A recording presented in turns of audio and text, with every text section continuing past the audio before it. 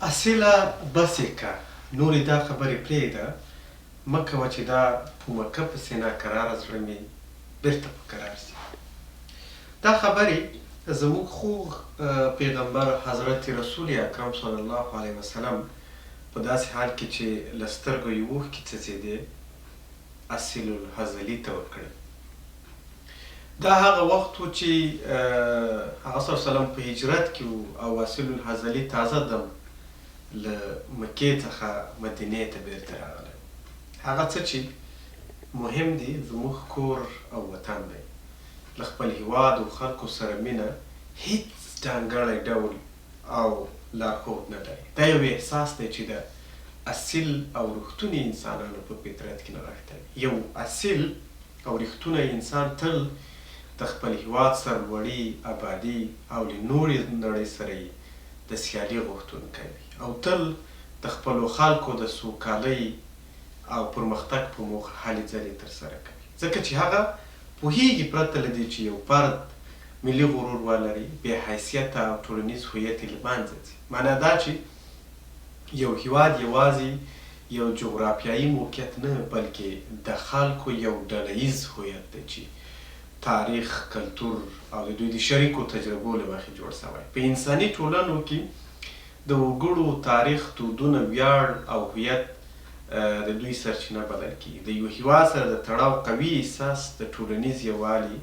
او مشترکه اهدافو احساس رامنځته کوي. په همدې توګه د وګړو ګټې، ریښې، ارزښتونه، مبارزه او بریاوې هغه څه دي چې د یوه جغرافیایي موقعیت اوسیدونکو ته د ځواک په ورکولو سره د دوی ترمنځ د دوامداره ګډون لامل ګرځي، تر څو دوی ټول په ګډه سره د ځان او راتلونکو نسلونو لپاره د روښانه راتلونکي په جوړولو کې برخه واخلي.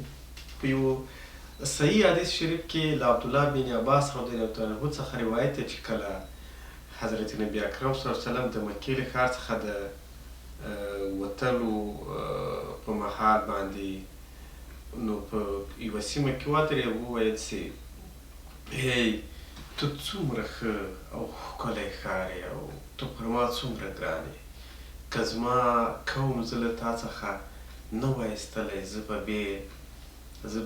بې له تا په بل هېڅ ځای کې نه وای اوسېدلی. تاسې د دې خبرې ته پام وکړئ چې هغه څومره له خپل ښار سره مینه لري.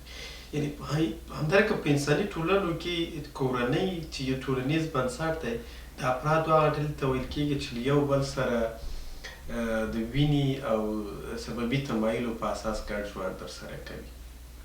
د نساء العرب کتاب لیکوال وایي چې کورنۍ د سپر او ډال په معنا ده، لکه څرنګه چې د یوه هیواد وګړي د خپل تاریخ عنعناتو بند سره راټولیږي، یوه کورنۍ بیا د کور په چاردیوالي کې د هغې د وینې په رشته سره راټولیږي چې د دوی پر ګونو له یوه نارینه او د هغه د مېرمنې یعنې پلار او مور په پیوستون په نتیجه کې د یو منظم ټولنیز چوکاټ په واسطه سره رامنځته کېږي. په خپلو کې یو ګډ ژوند او نه شلېدونکې اړیکه لري چې دا بیا په پراخه کچه نیکونه، لمسیان او خپلوان سره رایوځای کوي.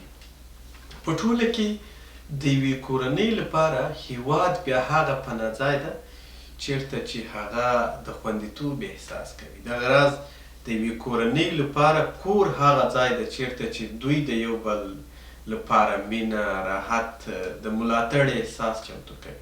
د خپل هیواد او کورنۍ ناڅرګنده او تلپاتې مینه بیا هغه څه دی چې په هر حالت کې یې شتون، هغه که غم، ښادي، بریا او یا هم ناکامۍ اوسي، د هر اړخیزې مرستې ترڅنګ د لارښوونې او ملاتړ سبب ګرځي.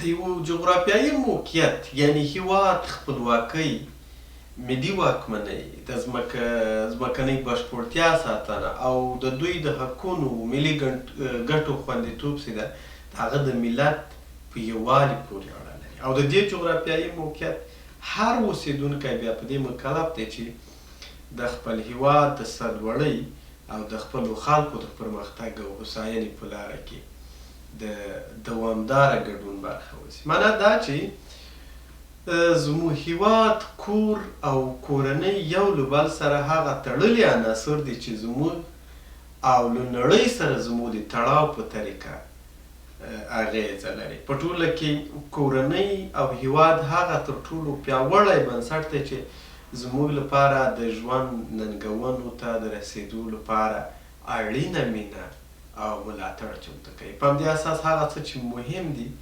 زموږ کور او وطن دی او دا په موږ ټولو باندې لازمه ده چې د خپل کور و وطن سره د تلپاتې مینې او درناوي سره د هغه په جغرافیایي موقعیت کې له ټولو وګړو او اوسېدونکو سره په بشپړه انساني مینه او خواخوږۍ باندې ژوند او چلند ترسره کړو. لکه څنګه چې به فخر افغان پاچا خان ویل چې انسان دې نړۍ ته یوازې د ځان د خدمت یا د ځان د اړتیاو د پوره کولو لپاره نه دی راغلی، بلکې له نورو سره مرسته کول هم لوی مسؤلیت ده. حب الوطن من الایمان.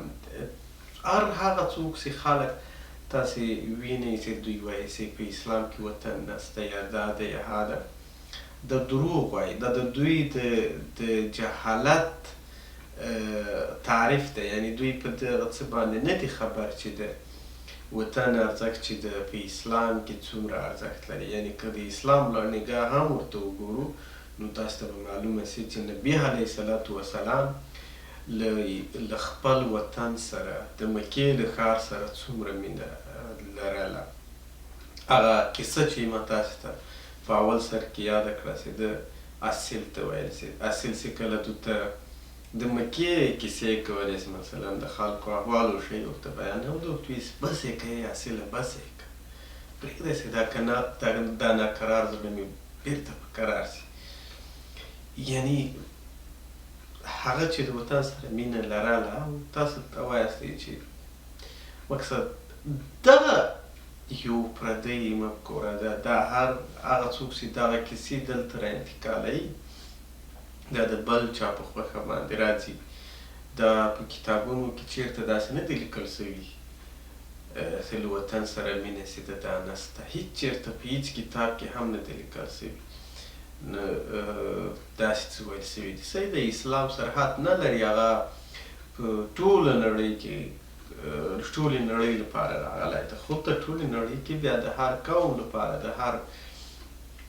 د هرې سیمې لپاره بیا جلا پیغمبر راغلی ده. د هغه لپاره جلا د هغوی د کلتور و عنعناتو په تناسب کې په هغه په مناسبت باندې لارښوونې سوي دي. نو بناءً چې د وطن چې ته دا تر هر څه لومړی ده، تر هر څه لومړی ده او تر هر څه